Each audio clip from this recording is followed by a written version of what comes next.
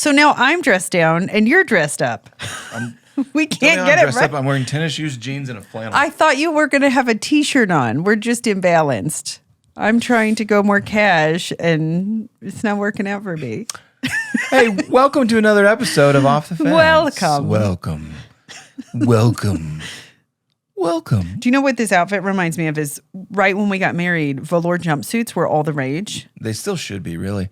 They're coming back, but I do not approve of that message. So. I would like to wear a velour jumpsuit. A onesie? Zipper pulled down a little bit, gold chains. That feels like more of my natural Please don't do natural that. vibe. I'm going to be on vacation. Welcome, that week. and glad you're listening. This whole episode is going to be about courage. We're going to talk about courage.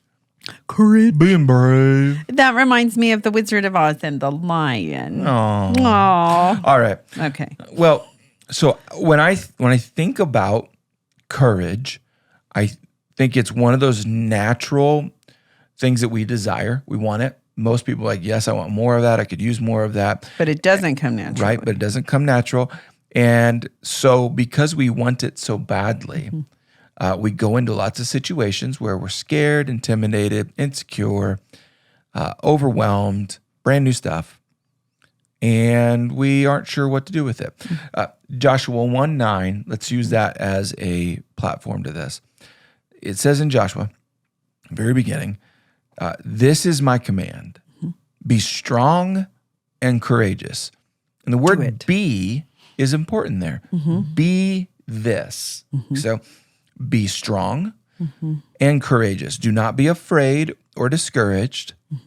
And then there's the encouragement here. For the Lord your God is with you wherever you go. For the Lord your God is with you wherever you go. So encouraging, so helpful. But I think in this, call it a trip you're taking in a verse, the verse is like, be strong and courageous. You're like, okay. But we quickly get to that God's going to be with us. It's the be strong and courageous. And here's what I'm saying. When we don't feel that, we fake it. And fake it till you make it. That's one of the, I would say if we were looking at like cultural sayings, that is one that is up at the top of what people say. Fake it till you make it, which sounds great in theory, terrible in practice. Well, what it does is when you're like, okay, I'm supposed to be strong and courageous.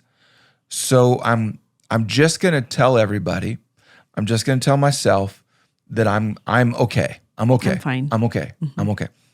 And it creates a false sense of safety. So you say it out loud, I'm okay. I'm okay. I'm okay. Even after something traumatic or terrible or and you're like, okay, I know I'm supposed to be brave, supposed to be courageous, supposed to do this, be strong, so I'm okay. So I'm okay. So I'm okay. And I think what it does is it leaves us not feeling courageous, not feeling brave, not feeling strong, but we're saying that we are. And so internally we're crumbling and we're extremely weak. Externally, you've got our friends saying, well, they said they were okay. They seem to be okay. Okay. Oh, they're an adult. I'm going to trust them. Yeah. So I wanted to talk about this, about courage, because I think if we spend our whole life faking courage and at the same time craving courage, we end up almost having this disillusionment going on inside of our brain. And we end up going, this is just so tough. I don't know what to do with life. So there's a TED Talk, really good TED Talk, The Gift and Power of Emotional Courage. And Susan David is the one, right? Yep. She's incredible. She's from South Africa. She's one of my favorite in the world of psychology. Just has a lot of practical application opportunities. So I really like her and I enjoyed this one. So let me give you some context. So as we talk about courage, I think we can learn in this, but she did a survey of 70,000 people. A third of them, so that's a lot of people, a third of them either judge themselves for having so-called bad emotions. So a third of the 70,000 said, I am upset that I'm feeling, and she listed, I'm feeling sadness. I'm upset with myself because I'm angry. I'm upset with myself because I'm grieving. And she said a third of them judged themselves. And so by judging themselves, actively tried to push aside those emotions. So it's so important to not miss any of this, that if you want to be a courageous person, a brave person, a strong person, that when you feel some of these emotions, the danger is that you will be shaming yourself for feeling what you might perceive as non-courageous emotions. Well, and she came to so she starts off by sharing her story, which is her dad died at a very young age, 42, I think, from cancer. She was a teenager when it happened. And she remembers people asking her how she was doing, and she would just say, okay, in part because she didn't want to really have to navigate those emotions, but also because she knew that they weren't prepared for what she would say if she told the truth. Right. Because we're asking people, but we're often not dealing with our own stuff, but trying to help others with theirs. So there's no honesty happening. Yeah. But she then was praised because, wow, you're being so strong and you're really handling this well. When in fact she wasn't. It was all a facade. And so this even a third of the 70,000, which is a pretty large study group of people, she's devoted her life to helping people be courageous and break free from making assumptions about what people need to hear or about what you should say so they don't think things about you. That was really powerful for me. In the TED Talk, she brought up, I put a quote of this because I thought it was profound. Being positive has become a new form of moral correctness, to where if someone were to say to you, how's your day going? And your reply were to be, I'm really sad about, and whatever it would be, that many of us feel I can't say that because of this trend and culture now that's like only be positive, deflect the negative, think yourself into a certain outlook or emotion. And so she even made a list of people with cancer. We tell people with cancer, just stay positive. Just stay positive. Yeah. Because there's research that says if you're positive, then you can actually help fight that cancer. And so what people are doing is they're faking the positivity, almost trying to short circuit the system. And it's... what it does is it leaves a lot of people faking courage because they desperately want courage. Well, even our kids, where we say, "Why are you so sad?" or "Why are you so upset?" or like where it's a behavior that isn't authentic and needs to be addressed and walked out. We just go, stop it. Yep. And another term that she used was the tyranny of positivity, where we create this need for everybody to be okay. And I do think so much of that is because it's likely that we're not doing well with walking out ours. And so to have to carry somebody else's too. I think we do this with sin too. We like talking to somebody about reconciling or finding healing from choices that they've made. Often, I think the reason why people avoid that is because they don't want to have to reconcile their own. Like it's this avoidance tactic. What I don't love about it is I am generally a fairly positive person, not when it's snowing out or when I'm driving in traffic. But I think too, this requirement for everybody to be okay and pretend makes the authentic joy and positivity seem fake. Yeah. And so it puts authenticity at odds with everything else. And what we all want is to be able to be who we are and feel what we're feeling. And take the mask off. And so I love, because you're right, people with cancer just stay positive. One of the examples she used was women are told, stop being so angry. Yeah. Don't feel your real feelings. Put a mask on. Stop pretend the emotion. Something else. Yeah. Because we need positivity out of you. Because again, it's one thing that's correct, but it's an overcorrection. Like, yes, being positive. Looking for the bright side. That's not a bad thing. No. But like I love the tyranny of positivity, tyranny being the key word there. Enslavement, it is. It makes me, so I visually think about Jesus before he's going to be arrested and crucified. We have captured in the Bible this conversation he's having with the Father. This, hey, if it's doable, take this cup from me. And I imagine what I imagine is our culture like piping in, oh, stop. Now, Jesus, now this isn't all negative. You're going to save all of mankind now, Jesus. Right.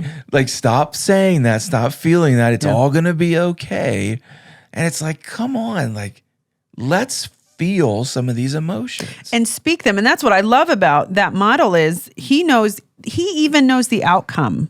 Jesus knows what's on the other side. Yes. And he still laments and grieves and invites a different solution to come. Oh, yeah. And there's so much power in that because what she goes on to talk about is a term called emptification, which is we just stuff our feet. So if I can't share what I'm feeling genuinely, then that means that I'm going to have to stuff it. Yeah. And the more we stuff it, we think it'll just go away. When she likens it to emotionally, it's like having a cake in the fridge, like chocolate cake. And all we can do if chocolate cake is in the fridge is think about the chocolate cake, right? That's what I would do. That's what I want until right I now. through it away or ate it all. I would like some chocolate. But it starts haunting you because you're like, oh, there's chocolate cake in the fridge, or I'm stuffing all these emotions. Why am I feeling now? Why is my sadness turning into anger, or why is my anger turning into sadness? But this emptification where we actually think we're helping and we're not, and that's why depression. The World Health Organization has listed depression now at the top of the list for the ailment, for the disability or the struggle that the majority of the world, every country is battling, above cancer, above heart disease. And I think it's because of what you're talking about. We're not owning our emotions and walking them out. Which makes, if you think of like muscles, it makes our emotions, think of it like a muscle that you need to develop to strengthen, to mature, to accomplish what could be accomplished, because emotions are given to us by God. The ability to feel is a gift. So what that means is it requires some discipline. Yes. It requires some working out, development. And so we live right now in a culture right now trying to push away the negative, push away the difficult. And what we don't realize we're doing is we're making weak emotional muscles in people to where we're not calling them to courage. Yeah. It's why a lot of the most difficult parts of our life that we would not choose to go relive, but because we went through, someone allowed us to, someone didn't rescue us from, we ended up developing these strong muscles, and we have this courage where the next thing that we face will probably be fearful, but we've got some courage muscles. And because we walked through it, we're able to go to somebody walking through it and say, hey, I've been here before. I can't do it for you, but I can be with you and I can encourage you. And I can help. Instead of saying, nope, never felt that, never did that. My life's been great. Everything's okay. But again, you're able to then develop and help other people grow. And it's discipleship. With the tyranny of positivity. So what it's doing is it's causing us to try one of our life tactics has been to avoid being disappointed, avoid really tough conversations, avoid the potential of failure, that kind of stuff. Which is why things like quiet quitting and ghosting and all of that, I think, has become so prevalent because we just disappear. And people go, hey, where'd Katy go? Well, and what? Oh man, we just miss so much, and we end up then, even though we're surrounded by people, we become silos and we're isolated because nobody can understand, or nobody will be able to walk me through what I'm feeling, or they'll think I'm just weak and terrible. When the Bible preemptively over and over again reminds us that God is with us because we will have troubles. Yeah. So she brought up, especially in our society, anywhere, the feeling of being unwanted. The feeling of being rejected is so powerfully hurtful. Yeah. So what we're doing is we're avoiding that. We're preemptively deciding. Right. Yeah. And then because I personally love this approach, she, in a very direct black and white, she goes, "Oh, you don't want to feel unwanted? Oh, you don't want to be inconvenienced by your feelings? Okay, so only dead people get to experience that." That's what she said. You can even hear the crowd was like, "What'd she just say?" Yeah. But she was saying, because if you're alive, only dead people never get stressed out and never get broken hearts. Yeah. And right now, everyone listening wants courage, but you got to understand, to get courage, you might have to get a broken heart. You might have to get inconvenienced, stressed out in order to develop this muscle. And one of my favorite quotes of the whole TED Talk, discomfort is the price of admission in a meaningful life, or to a meaningful life. Yeah. I'm going to re-say it. Hear this. Discomfort is the price of admission to a meaningful life. And we're living in a culture right now that's telling you, don't do discomfort. Do you know what this makes me think of, though? Because I would say for the majority of us, this is in the realm of emotions, emotional health, emotional well-being, which is proven in the numbers of people suffering silently. Yeah.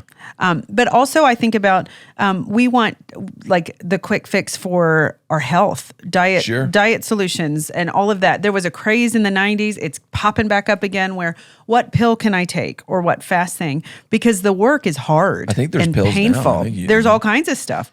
But it's... You could use meth. I have to go. I wanted to disrupt you just for a second. No, you don't. No meth. Don't say that. I just want to formally say we do not approve of, or the use of, or distribution of meth. Stop saying it. Oh, that's the third time. So all I'm saying is, though, I wonder if this is going to get like, our flagged. keywords are going to totally go. All that I'm saying, though, is I think we're looking for it, and even we want the fastest route to point A and point B. We just want a quick fix. I think about when we've wanted to paint, we've wanted the spaces in our house to be refreshed. Sure. But you have to paint, and we both happen to hate painting. So as simple as that to as heavy as that, where I want to be healthy and I want to have a long life, and so I have to make decisions about what I eat and my physical activity, and all of that is challenging, but it's worth it. But for some reason, I think because emotions are unseen and we can fake it a little bit differently and better, that this one is, I think, for many of us, that. And so I think about then how do we get off the fence about our honesty with our own emotions? And then how do we help other people? How do we become a safe place for other people? So instead of going, every day you're frustrated or whatever, saying, I'm so sorry. What can I do to help? Or tell me what's going on. We even have a book for Titus is our kiddo that feels big emotions. All of our kids have emotions, but Titus just feels them big and usually quickly. Like if it comes on, if he's feeling anger, it happens quick. He's just a passionate kid. And we've got literally a book that he can flip through and read together with us. I'm feeling angry. Okay, so why am I feeling angry? Process that. And then what can I do about it? So in the processing, sometimes he realizes that's not actually as big of a deal as I thought it was. Yeah. Or it is a really big deal, so I need to deal with it differently. I need to pull mom and dad into this conversation or whatever. And I think for most adults, it's that simple. It's identifying it and then processing it and inviting other people to be part of it and not trying to stuff it. Because then we have a lot of people that a line at the grocery store or their card not being able to be processed at a coffee shop because somebody's putting it in wrong. Those moments, we're on an airplane and we're stressed. We lose it. And we wouldn't have if we wouldn't keep stuffing. Yeah. So she gives some help in the TED Talk. Stop bowing down to what I should be experiencing, what I should be experiencing. A lot of us start our days, most of us probably, you think about what you want to get from the day, expect from the day. There's even leadership talk like, hey, think about what you want to experience with the day.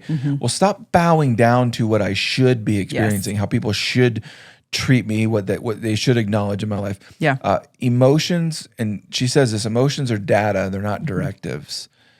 And so by saying I shouldn't have to experience that, you're letting your emotions literally direct your whole life rather than just letting your emotions tell you what you're experiencing. So one of the things is when you go to work, family and all that, if you're walking into every situation going, here's what I should be experiencing in this situation, what you're doing is you're not going to develop courage muscles. Right. It's going to be about how everyone's not doing or your situation isn't doing for you what you need done, rather than saying maybe this is going to be a difficult, unfair, unkind, not easy moment. Yeah, this is going to be a hard day. That the win that I get out of this is not people's appreciation or better pay or smoother sailing, all that kind of stuff. Just getting through it. I'm just going to get some stronger courage muscles. Yeah. What I would add to that she didn't deal with in the TED Talk is if you want strong courage, you need to pay attention to your character. Your character needs to be more powerful than your circumstances. And so if you want courage, one of the reasons we lack courage is because we lack character. And so if you pay attention to the kind of person that you are publicly and privately, if you pay attention to what you're taking in and the decisions that you're making, and I don't think I have to go into a strong description of character. We know it. Your personal character. If your personal character is weak, your courage will be weak. And can I add to that if you are accustomed to stuffing feelings and essentially lying to yourself and others about what you're feeling, it's going to make it way easier to bend your character. Sure.